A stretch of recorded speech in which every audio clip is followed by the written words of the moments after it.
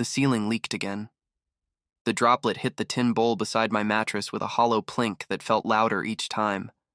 I lay there staring up at the stain spreading slowly across the plaster, thinking it looked a little like me. Tired, patchy, and close to giving up. Rent was 3 weeks overdue. My last paycheck had vanished on bills and the cheapest suppressant I could find. Even watered down, the stuff burned my throat like acid. But it was better than walking into interviews and watching the recruiter's face twist the moment my scent slipped past control. An unbonded omega. The words clung to me like mold, invisible until they ruined everything. I pressed the side of my face into the pillow and let out a humorless laugh. If shame were money, I'd be rich. Kim, the landlord's wife, had already warned me she'd find another tenant if I couldn't pay by Friday. The word another had stung. I'd been her tenant for 3 years, quiet, clean, invisible. But invisibility didn't pay rent. So, when my phone buzzed that night and a listing blinked across the screen, live-in nanny wanted, high-profile family, good pay, I didn't think. I clicked apply. Halfway through the form, I froze at the question.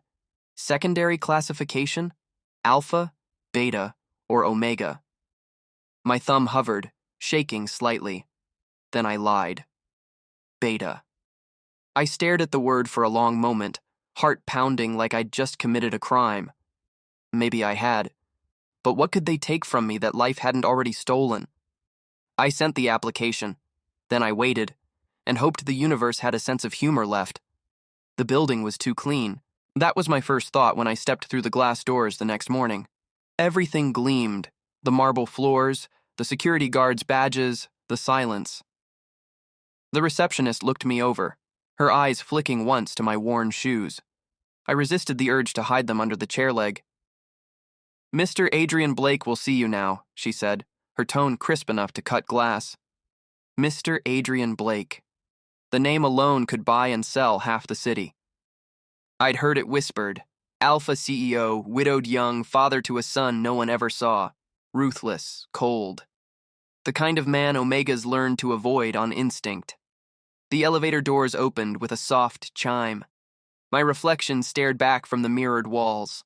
Hair neatly combed for once, shirt borrowed from the laundry rack downstairs, the faintest shadow of exhaustion under my eyes. I looked like I was pretending to belong. The doors slid open again, and there he was. Adrian Blake. He stood behind a desk that looked carved out of some dark, ancient wood. His posture was perfect, his expression carved from stone. The scent that hit me was pure alpha. Cold pine, clean smoke, authority. I bit the inside of my cheek, willing my scent suppressants to hold. His gaze lifted to mine. Dark, assessing. He didn't speak for several seconds. Long enough for me to wonder if I'd already failed whatever invisible test this was. Finally, his voice, deep, precise. You're a beta? Something reckless inside me surfaced. Only on weekdays. His brow twitched, the faintest, almost imperceptible movement. But it was there. A flicker. Sit. I obeyed. He picked up my resume, skimmed it once, then set it down. You have no formal training with alpha children. No formal anything, I admitted. His eyes lifted. You're aware this position requires structure, not sentiment. My son doesn't need affection. He needs discipline. There was something bitter in his tone, like the word affection tasted like poison. I swallowed. Understood. He leaned back, studying me, silent for so long that my palms started sweating. Then he said, almost absently, You start tomorrow. My heart stuttered. Wait, that's it?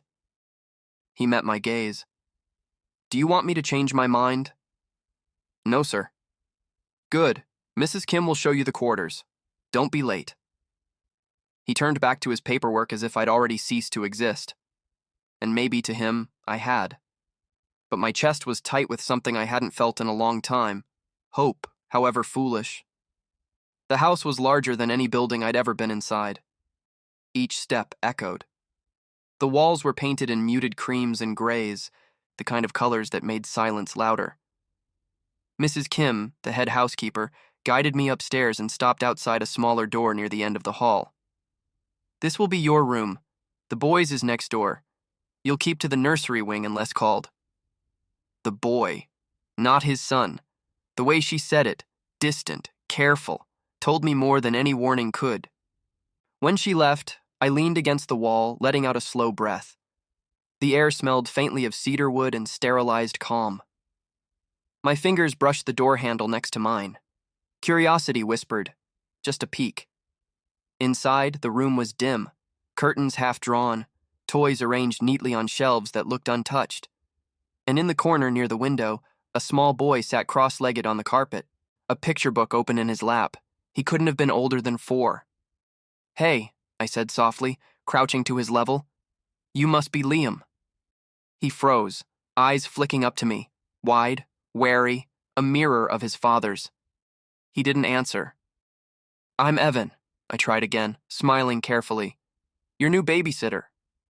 Still nothing. He only shifted slightly as if bracing to run. I sat down on the floor instead, crossing my legs. "That's okay. You don't have to talk. I'm not good at that either." His eyes darted toward me again. "Want to show me your book?" I asked, pointing to the page. After a pause, he turned the book so I could see. A picture of a bear holding a tiny cub. I smiled. "He looks sleepy. Think he needs a nap?" Liam's small fingers touched the cub's head, then his own. He gave a tiny nod. My heart clenched. So careful. So quiet. Like he'd learned that being loud came with consequences. "Okay," I whispered, pulling the blanket from the nearby couch. "Let's get you tucked in, little bear." He hesitated, but when I spread the blanket, he crawled onto the couch and lay down without a word. His hand clutched the corner of my sleeve before he closed his eyes. For a long time, I sat beside him, watching the slow rhythm of his breathing. There was something achingly familiar about it, the way loneliness filled even a child's silence. The door creaked. Adrian stood there, still in his work clothes, expression unreadable. His gaze flicked to where Liam's hand still clung to my sleeve. He didn't say a word, just turned and walked away, but I could feel the weight of his stare long after he was gone. I brushed a hand over the boy's hair, soft and fine beneath my fingers. "I came here to survive," I whispered to the sleeping child, "not to be needed." But deep down, I already knew. Both were about to become the same thing.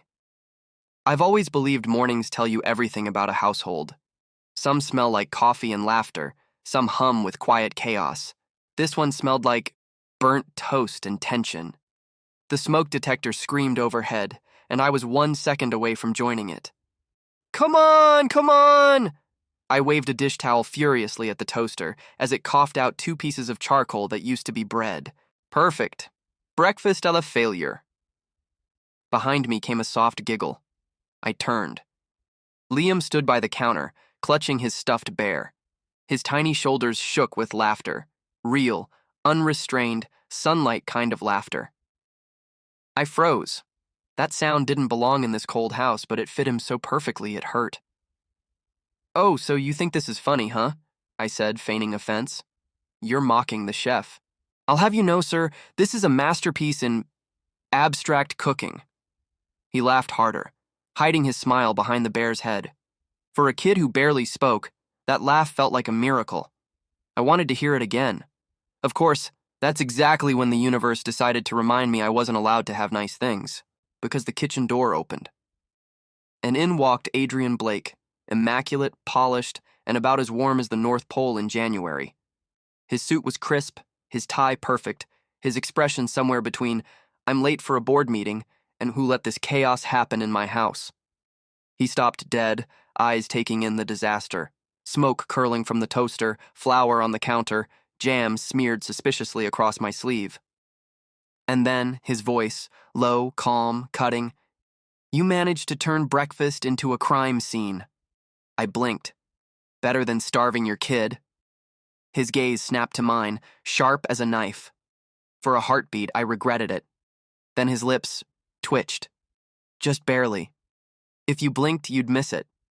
the ghost of amusement that softened his face for half a second. He exhaled through his nose, turning away before I could read him. Liam, go wash up. I'll have Mrs. Kim prepare something edible. Liam hesitated. Then, to my shock, he tugged my sleeve gently.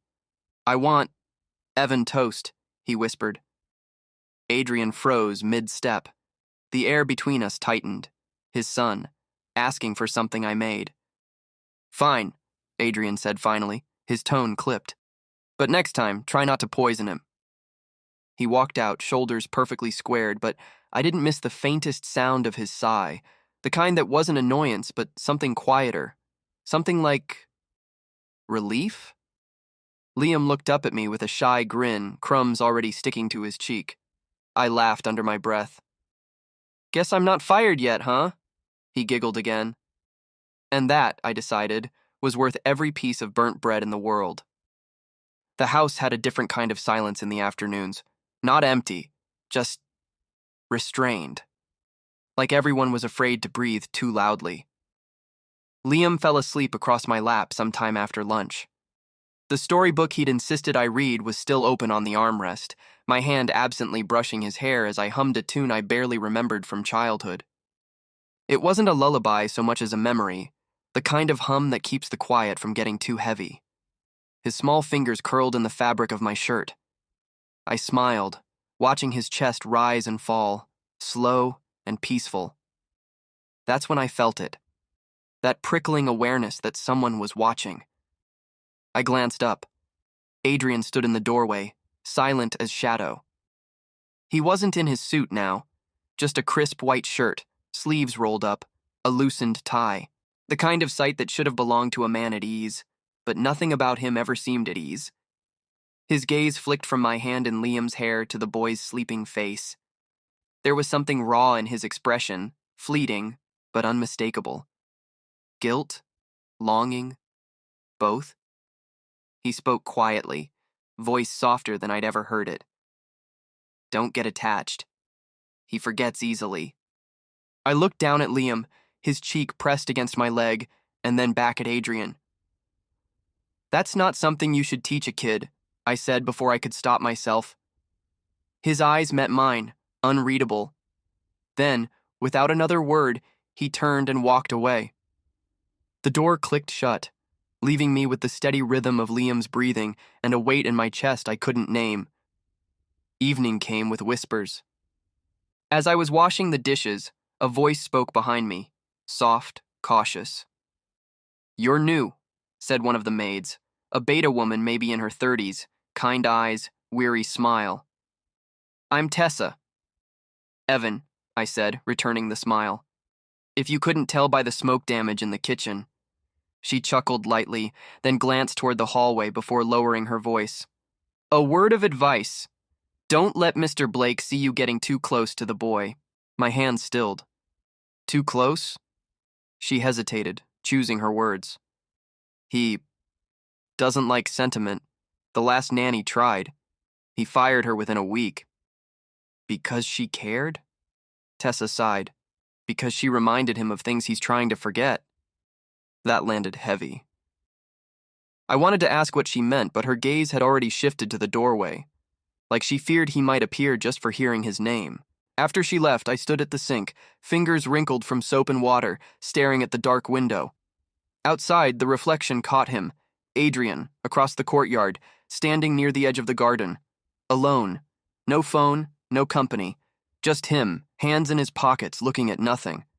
For a man who ruled entire boardrooms, he looked lost. The evening light hit his face, softening the hard lines, and I thought, not for the first time, that there was more to him than what he showed. I didn't know what it was yet, but I could feel it, the same way a storm hums in the air before it breaks. And I caught myself whispering into the empty kitchen. I wonder who hurt you enough to fear kindness. The clock ticked. The silence stretched. From down the hall, Liam's sleepy voice called my name. Evan? Small, uncertain, like a child afraid the light might go out. I dried my hands and went to him, because maybe that's what we both were, people pretending we didn't need warmth until someone reminded us how it felt. The afternoon sun had that lazy warmth that made the whole house drowsy. Liam was chasing a red ball across the garden, tiny legs wobbling, laughter bubbling up with every step. For once, the mansion didn't feel so heavy. Even the air seemed lighter when he laughed. I sat on the porch steps, coffee gone cold in my hand, pretending I wasn't watching him like a hawk. I'd told myself 100 times, I'm the nanny, not his parent. I'm here to feed him, teach him, keep him safe. But it's funny how the word safe turns into mine before you even notice. He chased the ball too far. It rolled across the wet tiles near the fountain. I opened my mouth to call his name, and the next second, his small foot slipped. There was a sound I'll never forget. A small gasp, a thud, then silence. Liam! I didn't think. I moved. My body just acted. By the time I reached him, he was on the ground, knees scraped, lip trembling. His eyes widened when he saw me, and then the first sob tore out of him, raw, terrified, childlike. Hey, you're okay, I whispered, kneeling and pulling him close. His little body shook in my arms, his tiny fists clutching my shirt as if letting go meant falling again. Blood. Just a scrape. Nothing serious. But the way he cried, it broke something in me. I rocked him, whispering soft nonsense, the same hum I used to calm him at nap time. Then, through hiccups and tears, he gasped out a word that didn't belong to me. Mama! The world stopped. My breath caught. I froze, arms still around him, his heartbeat pressed against my chest. Mama, he whispered again, smaller this time before his eyelids fluttered and he went limp, exhausted from crying. I held him tighter, heart slamming so hard it hurt. No, sweetheart, it's okay. I'm here, I murmured, though the word burned in my throat. I wasn't his mother, but in that moment I wished I could be. A voice broke through the haze. What happened? It wasn't a question. I looked up. Adrian stood there, half-shadowed by the doorway, still in his work clothes, his tie loosened like he'd come straight from the office. His gaze went immediately to the small figure in my arms. He fell, just a small scrape, he's okay, I said quickly. I was right here, But then I saw it. The way his face changed when he heard Liam mumble again, half asleep. Mama. Adrian's body went still. Completely still. Something raw flickered in his eyes. Shock, pain, memory, all tangled into something I couldn't name. He didn't move closer, didn't speak, just stood there, staring like the word itself had cut him open. The silence pressed in, thick and suffocating. I swallowed hard. He didn't mean, he must have been confused. Adrian's voice came out low, rough around the edges. He's not confused. I froze. He looked away, jaw tight, hands clenched at his sides. You remind him of someone he lost. His tone was calm, but every word trembled under control. That's when it hit me. Like cold water. Liam's mother. Gone. And just like that, every strange rule, every unspoken distance in this house made sense. The lack of photos, the way Liam's room was spotless, untouched, like a memory preserved. I looked down at the boy sleeping against me and felt guilt twist deep in my chest. I'm sorry, I whispered. I didn't mean to. Adrian cut me off. You didn't. Life did. His voice cracked, so faint I almost thought I imagined it. Then he turned sharply and walked back into the house. The wind rustled the garden leaves, and the silence that followed was almost cruel. I stayed there for a long time, holding the boy who wasn't mine, wondering if I'd just stepped into a wound I could never fix. That night, the house felt different. Still quiet, but softer somehow, like even the walls were holding their breath. Liam slept soundly for the first time in weeks. I checked on him twice, once to make sure he was okay, and again just because I couldn't stop myself. When I finally went back to my room, exhaustion hit all at once. I barely managed to sit on the bed before there was a soft knock on the door. 3 taps, precise, hesitant. I opened it. Adrian stood there, not the cold CEO version, but something else. Sleeves rolled, Tie gone, eyes shadowed. For a man so controlled, he looked strangely lost. "He slept better tonight," he said quietly. I nodded. "Yeah, he didn't wake up once." Adrian hesitated, gaze dropping for a second before finding mine again. "You should stay close. He needs stability."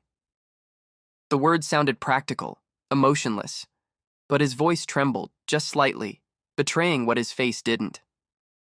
Something in his hands caught my eye, the way his fingers flexed, restless, shaking. He noticed me looking and quickly shoved them into his pockets. "Good night, Evan."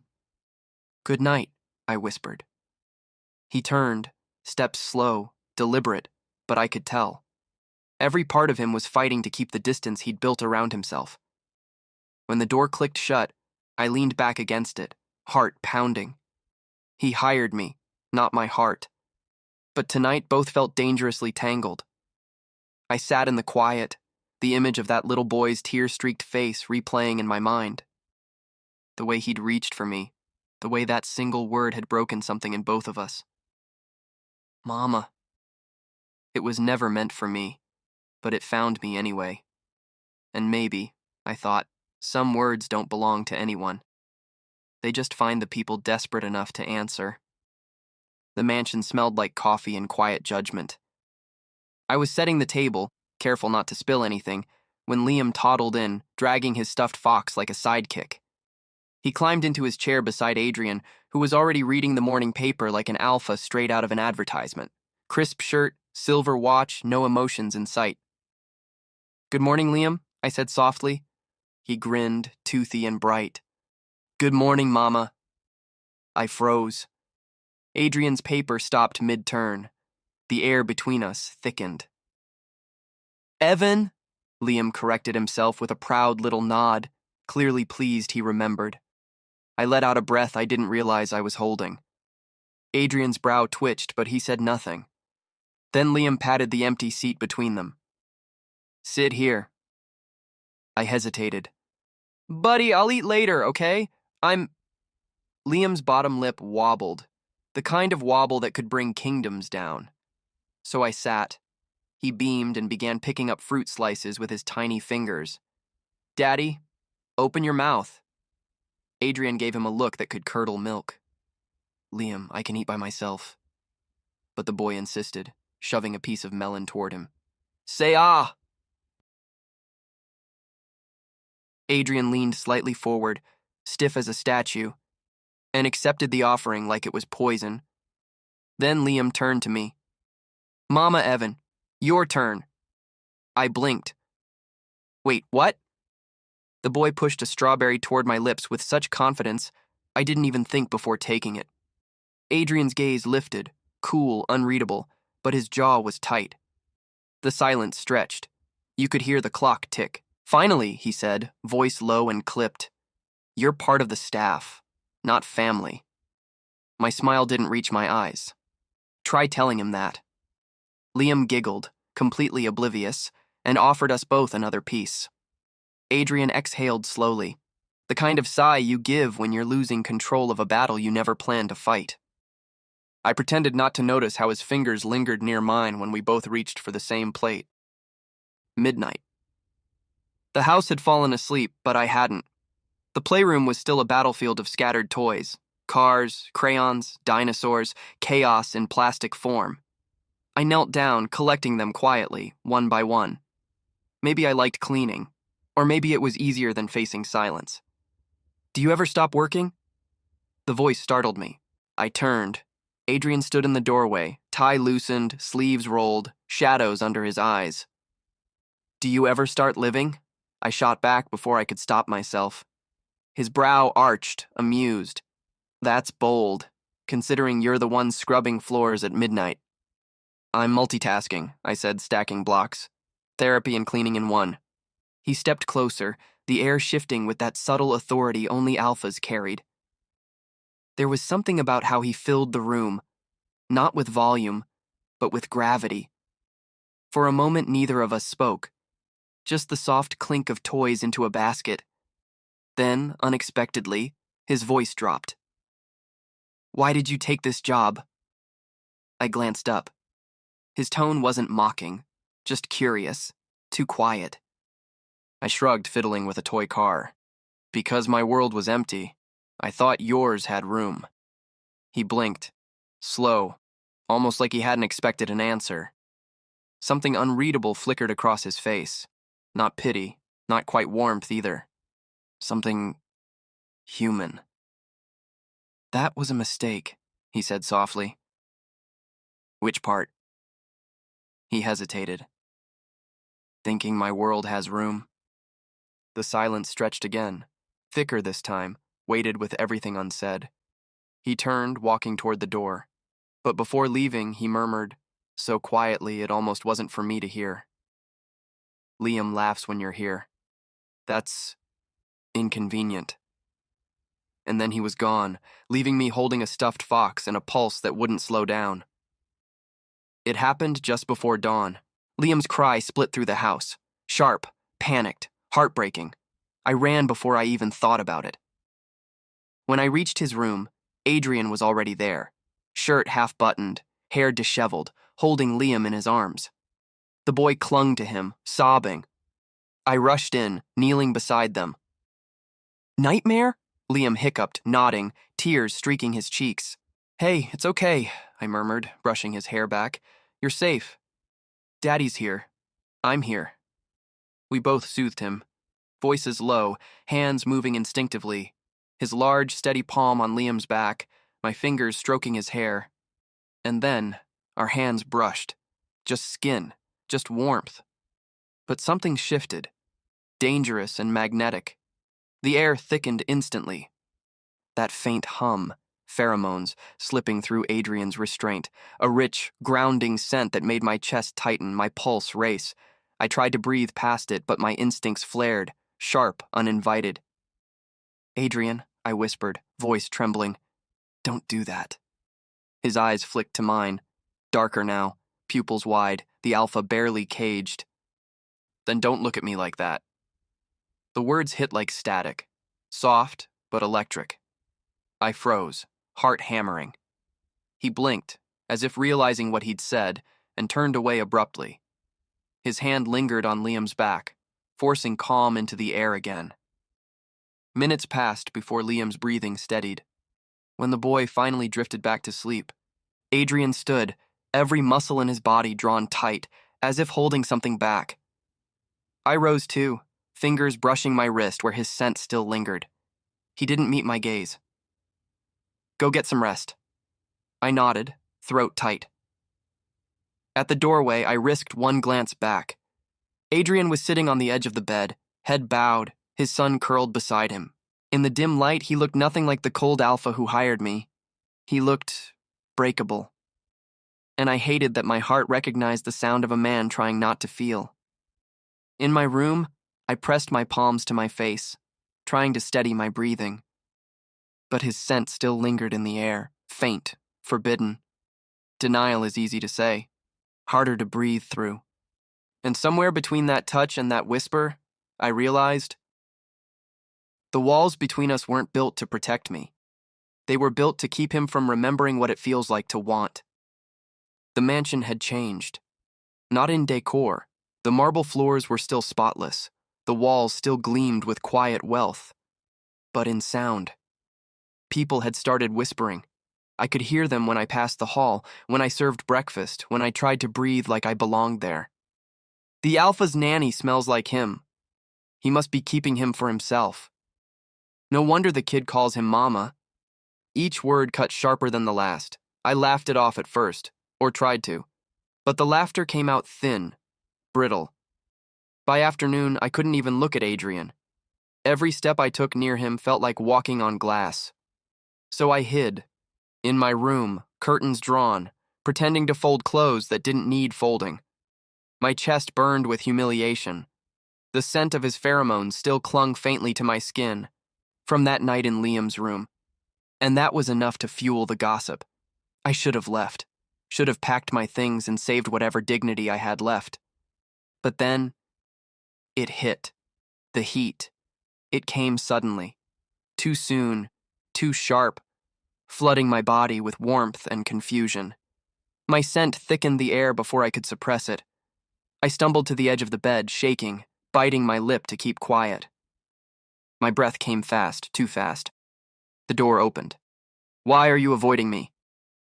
His voice. I froze. Adrian stood there, sharp suit, unruffled, but his eyes were already darker, sharper, flicking over me as realization struck. "Evan." His tone dropped. Low, certain, the kind of sound that made the air itself tighten. "You're in heat." I swallowed hard, throat dry. "Leave. Please." He didn't. Of course he didn't. Instead, he stepped closer, voice steady but quieter. "You should have told me." "I don't tell my employer when my body decides to self-destruct," I snapped, trembling. "Your pack already thinks I'm your toy." That made him stop. His jaw flexed, the muscle ticking once before his voice came, measured, restrained. "Let them think," he said. "They're not wrong about the attention." I blinked at him, disbelieving. "You think this is funny?" "Nothing about this is funny," he replied. His tone wasn't cold. It was heavy, taut, like something inside him was barely being held in place. The room felt smaller, air thicker, my body caught between instinct and humiliation. I exhaled shakily. "Aren't you even a little shocked," I managed, "that I'm an Omega?" His eyes met mine, sharp and dark. "Shocked?" he repeated, stepping closer. "Evan, I already knew." My chest stuttered. "You... what?" He shrugged lightly, a humorless smirk ghosting his lips. "You think I'd let anyone near Liam without knowing everything about them? Your file didn't tell me how stubborn you'd be, though." Despite the heat crawling up my spine, I laughed, a weak, broken sound. "You're unbelievable. Apparently so are you," he murmured, gaze flickering over me, not with hunger, but with control so precise it almost hurt to look at. Then the world tilted. I tried to stand, but my knees gave out, and the rush of scent that escaped me was overwhelming. Too much. Too wild. He caught me before I hit the floor, strong arms bracing me as my body shuddered. His scent rolled out in return, grounding, deep cedar and warmth, the instinctive dominance of an alpha protecting, not claiming. "Don't," I whispered, voice cracking. "You'll make it worse." He shook his head, tightening his hold just enough to keep me steady. "No, I'll make it bearable." I wanted to argue, but the haze was pulling me under too fast, his pheromones wrapped around mine, not crushing, but guiding, pushing the chaos back just enough to let me breathe. "Breathe, Evan," he said softly, his voice the only clear thing in the fog. "Let me help." And somehow I did. When his teeth brushed my neck, it wasn't a claim. It was a tether, a grounding point in the storm. The bite wasn't deep, not permanent, just enough to focus the spiraling heat into one point, to remind my body who it was safe near. It hurt. Then it didn't. Relief hit me like a wave. Dizzying, too much, too right. When it was over, I was trembling in his arms, heartbeat pounding unevenly against his chest. He didn't say anything. Neither did I. Only the sound of two people breathing wrong, for all the right reasons. I woke later to silence. My head throbbed, my neck still tingled, his scent faint on my skin. He was sitting in the chair by the window, sleeves rolled, eyes unreadable. "You shouldn't have done that," I said hoarsely. His gaze flicked to me. "You were in pain. I wasn't yours to touch." That hit something. His jaw tightened. "Don't play games with me." My voice cracked, raw and shaking. I got up, walked closer, and before I knew it, slap. The sound echoed through the room. My palm stung. My heart did worse. He didn't move, didn't flinch, just stood there, eyes locked on mine. Then something shifted. His gaze softened. Not anger, not pride. Something human, almost fragile. "You think I don't fight myself every time you smile at my son?" he whispered. The world stopped. The tension, the rumors, the guilt. Everything shrank to the space between us. He took a slow breath, voice rough. You think I want this? That I planned it? I built my life around walls, Evan. You walk in, and he laughs again, and suddenly... He stopped himself, swallowing hard. I looked away. My throat felt tight. And suddenly what?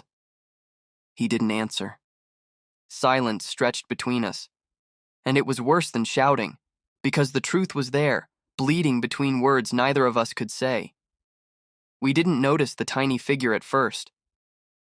Liam stood in the doorway, small, pale, eyes wide. When our voices had risen earlier, he must have heard. Now he was hiding under the table, clutching his stuffed fox. His little body shook. "Liam," I whispered, kneeling beside him. "It's okay, sweetheart." He blinked up at me, tears trembling on his lashes. "Are you mad at Daddy?" My heart cracked clean down the middle. "No, baby, we were just... loud." He crawled into my lap, curling against me. I held him tight, pressing my cheek to his hair. Across from us, Adrian knelt too. Careful, slow. His usual calm was gone.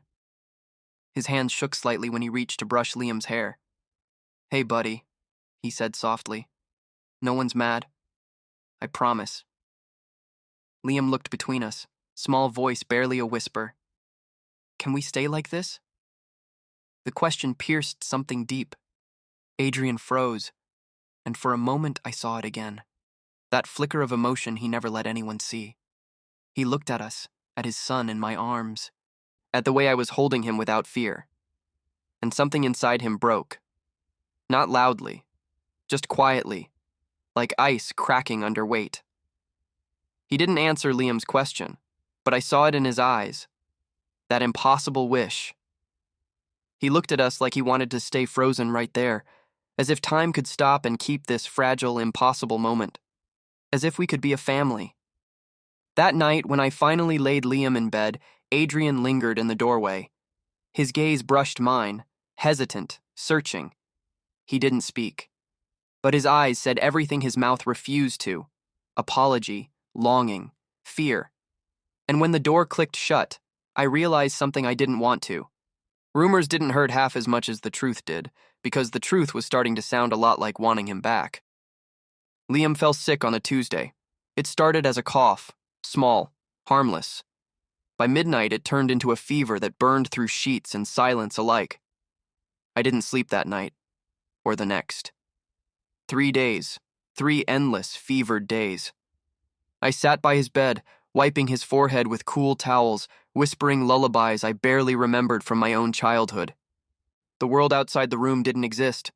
There was only the small rise and fall of his chest, the trembling of his lashes, the soft way his hand searched for mine even in sleep. And Adrian. He didn't speak much. He just appeared at the doorway every few hours, like a shadow learning how to stay. He brought me coffee once, wordless, steaming, the smell cutting through exhaustion. Another time, a blanket. Once, he quietly replaced the cold towel in my hand with a warm one. We didn't look at each other often, but when we did, something wordless passed between us.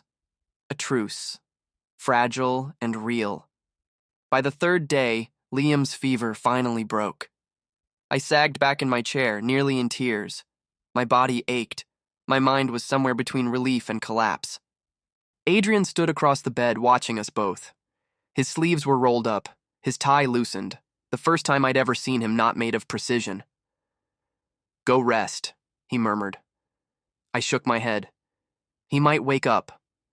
A faint smile ghosted across his lips. "He'll wake up to you anyway." My throat tightened. I looked away. "You make that sound like a problem." His voice softened. "I'm still deciding if it is." By evening, the storm came, loud, relentless. Lightning flashed outside the tall windows, thunder shaking the house like a warning. Somewhere between one heartbeat and the next, the power went out. The mansion, usually so alive with soft hums of electricity and light, plunged into darkness. I lit a candle from the bedside table, its glow barely reaching Liam's sleeping face. I didn't notice Adrian enter. He stood by the doorway, his silhouette framed by flashes of lightning. His coat was damp, his hair slightly tousled. Somehow, he looked more human that way. Less alpha, more man. "You should sleep," he said quietly. "Not tired," I lied. He walked closer, the floor creaking softly under his steps. Then, without a word, he draped his coat over both me and Liam. The warmth hit instantly, familiar, steady. For a long moment, we just listened to the rain. Then, softly, almost too softly, he said, "He called you Mama again." My heart stuttered. In his sleep. He nodded once. I forced a laugh. It came out broken. "That doesn't make it true." Adrian's voice dropped lower, quieter. "No, but it doesn't make it wrong either." The room felt too small suddenly, too warm, too full of everything we hadn't said. I turned my head slightly, catching his reflection in the candlelight. The way his eyes softened when he looked at his son, the faint tremor in his jaw when he looked at me. "You shouldn't say things like that," I whispered. "I might believe you." His answer came after a long silence. "Maybe you should." The thunder cracked again, but it couldn't drown the sound of my heartbeat. When Liam finally fell into a steady sleep, Adrian lingered. The candlelight flickered between us, his face half in shadow, half in something gentler. He spoke quietly, like someone breaking glass with words. His mother died giving birth. The words hit the air like a confession he'd carried too long. He didn't look at me. His eyes were fixed on Liam. She was an Omega, gentle. Too gentle for this world. I loved her once, but she wanted the child more than she wanted to live. Silence stretched, heavy, aching. "I blamed him," he continued, voice rough, "for taking her, for crying when she couldn't. I blamed myself for letting it happen, so I built walls. For him, for me, to keep everything out." He exhaled slow. "And then you came. And suddenly he laughs again, eats again. He calls someone Mama. And I..." He stopped. His throat worked as he tried to breathe through it. I moved before I could think, reaching across the small distance between us, finding his hand. It was cold at first. Then he gripped back, just slightly. "You kept breathing," I said softly, "so you could find him someone to call Mama." His gaze lifted to mine, sharp, wounded, searching. For a heartbeat, I thought he'd agree. That he'd smile that rare, broken smile and step back into safety. But instead, he shook his head slowly. "No," he whispered. "So I could find someone to call mine." The world stopped moving. The candle flickered. My breath caught. Then his hand left mine, only to cup my jaw, thumb brushing the side of my neck where his temporary mark still lingered. He hesitated, waiting for me to pull away. I didn't. Maybe I should have. Maybe everything sensible in me screamed, "Don't." But I was tired of pretending that survival was enough. So I leaned forward, just slightly, just enough. Our lips met, quiet, trembling, more truth than heat. It wasn't a perfect kiss. It was raw, hesitant, messy, like two people learning to breathe the same air after years of holding it in. His scent surrounded me again, warm cedar and rain, steady against my storm. When we finally broke apart, the air between us felt different. Not safe, not simple, but real. He whispered, voice low and hoarse. "Evan." I pressed a finger to his lips. "Don't ruin it with words." He smiled, small, sad, but genuine. And when he left the room that night, his coat still wrapped around me, I finally realized what scared me most. Not the rumors, not the past, not even the mark on my neck. It was the way his name felt when my heart whispered it, like it already belonged there. It started with a headline, big, bold, and cruelly bright. "Alpha CEO living with his son's Omega nanny?" By noon, my name was on every gossip site. By 2, the house was surrounded by reporters. By evening, my stomach was a battlefield. I hadn't even opened my phone since the story broke. I didn't need to. The whispers from the staff, The flashing cameras outside the window, the buzzing calls from unknown numbers. They said enough. Adrian, of course, stayed calm. He always did. He walked into the living room in his immaculate black suit, jacket unbuttoned, tie slightly askew, a rare imperfection that only made him more dangerous. I stood by the stairway, clutching Liam's stuffed bear like it might shield me from the storm. "Don't go out there," I whispered. "They'll twist your words." Adrian turned to me, eyes steady. "Then I'll give them words that can't be twisted." Before I could stop him, he was already stepping outside. Through the window, flashes of light erupted as microphones stretched toward him like spears. "Mr. Adrian, are you in a relationship with your nanny? Is she the reason your late wife's family cut ties with you? Did you mark him?" For a moment, he just stood there, calm, composed, unflinching. Then, in that low, commanding tone that could silence a boardroom or a pack, he said, "He's not just my son's nanny." The crowd hushed. Even the rain seemed to pause. "He's my family." The reporters exploded again, shouting, scrambling, spinning his words into headlines that would break the internet. But I didn't hear the rest, because behind the glass, my heart was making too much noise. Family. He called me family. That night, the house was quiet again. Too quiet. The storm outside had turned to drizzle, but the one in my chest hadn't stopped. I sat in Liam's room, half in the dark, tracing the outline of the little blanket he used to chew when scared. I wasn't crying, not really, just leaking from the soul a little. The door opened softly. I didn't look up, but I felt him. That steady presence, that scent of cedar and calm. Adrian leaned against the doorframe, arms crossed. "You're hiding." "Observing," I said dryly, from a safe emotional distance. He huffed out a quiet laugh, coming closer. "You once said you didn't belong here." "I still don't," I whispered. He crouched down beside me, eyes level with mine. The candlelight caught in them, soft and dark.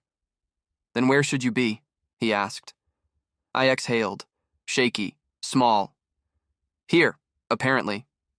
That made him smile. Just barely. A curve that looked like it hurt to learn. "Good," he murmured. "Because that's the only answer I'd accept." I finally looked at him. "Adrian, what you said to them. Family. You can't just—" "I can," he interrupted gently.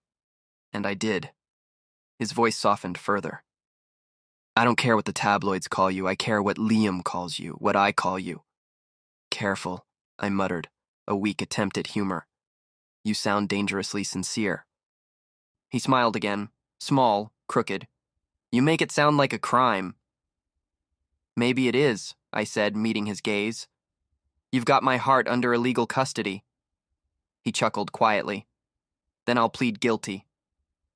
Silence followed, warm, deep, not needing to be filled.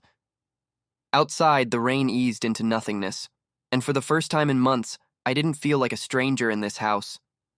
Morning light filtered through the curtains, soft and golden. Liam's laugh was the first sound that broke the silence. He barreled into my legs, arms outstretched, cheeks flushed with that same mischief I'd fallen helplessly for. "Mama!" he giggled, pressing his face against my stomach. I froze, not because it was the first time, but because Adrian was standing right behind him. This time I didn't correct him, didn't stammer out, "No, sweetheart, I'm just Evan." Didn't hide the warmth that flooded my chest. I looked up. Adrian was watching us. Not the CEO now, not the alpha with sharp edges and walls made of grief. Just a man. A father. His expression softened as he walked closer. Liam looked up at him, still hugging me. "Daddy, Mama made pancakes." Adrian arched an eyebrow. "Did he now?" My mock defensive, "Burnt only 3 this time." Adrian muttered, "Progress." Liam laughed, that pure golden sound that filled every empty corner in the room. And for once, none of us corrected him. When Liam darted off to grab his toy car, Adrian stayed behind. He brushed his thumb along my cheek, his touch lingering. "Told you," he said quietly. "Some mistakes are worth keeping." I swallowed. blinking fast. "You're calling me a mistake now?" He smirked, voice low. "A beautiful one." The world outside could gossip, scream, twist. But in that small kitchen, surrounded by sunlight and burnt pancakes, I realized something simple. I wasn't the help. I wasn't the outsider. I wasn't even just his son's caretaker. I was home. I was just his nanny, until his son taught me how to stay.